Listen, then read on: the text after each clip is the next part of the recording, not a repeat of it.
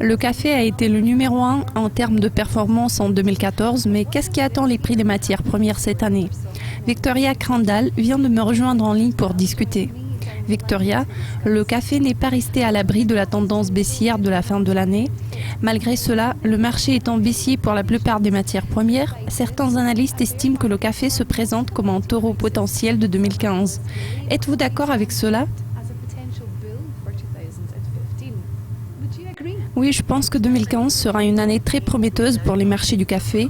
Pour Arabica, ce sera la deuxième année consécutive de déficit car le plus grand producteur du monde, le Brésil, est susceptible de voir sa production baisser en raison de la sécheresse de l'an dernier et d'autres grands producteurs comme la Colombie et le Pérou ne seront pas en mesure de compenser la baisse de la production au Brésil, ce qui fera augmenter les prix. L'Éthiopie, qui est le plus grand producteur de café en Afrique, aurait tout avantage parce que son Arabica non lavé est souvent utilisé comme substitut des grains de l'Arabica du Brésil. Robusta se dirige aussi vers une légère croissance d'année en année, soutenue par de bonnes récoltes au Vietnam et au Brésil, dont les régions de culture de Robusta ont pu échapper au temps sec, et de bonnes récoltes en Inde et en Indonésie. Mais la forte demande pour le café, en particulier dans le segment du café soluble qui est fait de Robusta, va soutenir les prix cette année. Les producteurs et meuniers indiens se sont entendus à propos de la réduction, sauf si les prix du sucre rebondissent ou bien le gouvernement leur propose une solution contre les prix bas. Vous êtes basé en Côte d'Ivoire. À votre avis, quels sont les risques majeurs pour le sucre, mis à part le mauvais temps? La surabondance de sucre dans les marchés qui ont été excédentaires pendant les 5 dernières années représente toujours un risque important pour les producteurs de sucre d'Afrique. Comme vous l'avez mentionné, les producteurs sont souvent fortement subventionnés et dans le cas d'un excédent, le sucre fait l'objet d'un dumping. Les producteurs de sucre africains qui se concentrent sur l'Afrique du Sud et l'Afrique de l'Est ne peuvent pas être compétitifs face à ces importations compte tenu des coûts de production plus élevés. C'est donc la raison pour laquelle l'Afrique du Sud, qui est un vrai géant sucrier du continent, avec plus de 2 millions de tonnes produites l'année dernière, a augmenté ses droits d'importation pour protéger ses raffineurs.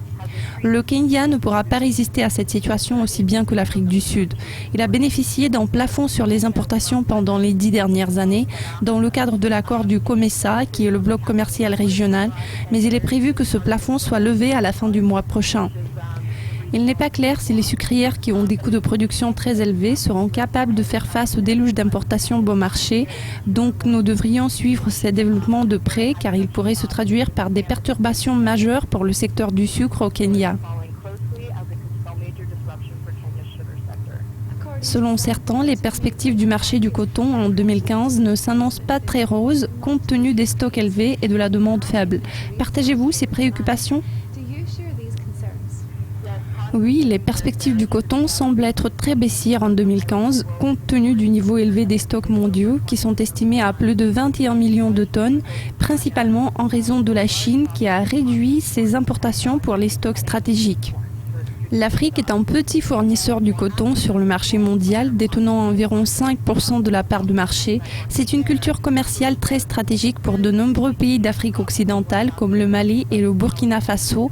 Donc ce sera une année difficile pour les gouvernements maliens et burkinabés qui dépendent vraiment des recettes issues des exportations de coton. Victoria, je vous remercie de votre participation. C'est toujours un plaisir de discuter avec vous. Le temps de notre émission touche à sa fin. Restez à l'écoute de Dukascopy TV pour être au courant de tout ce qui se passe sur les marchés financiers. Au revoir.